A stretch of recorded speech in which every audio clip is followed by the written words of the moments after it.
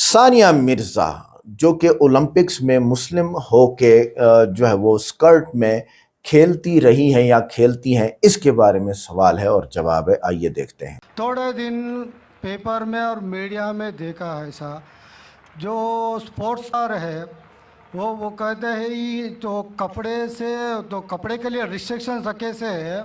आपका जो सवाल है वो सानिया मिर्जा के बारे में है ना? सानिया मिर्जा के बारे में ना, तो डायरेक्ट पूछिए ना। मुझे पता है कि हैदराबाद से ताल्लुक रखती हो, और ये सानिया मिर्जा के इशू के बारे में कई महीनों तक इंडियन मीडिया फिर फॉरेन मीडिया से उछाली, और ये एक talk of the town front page के ऊपर आ चुका था कि इस्लाम।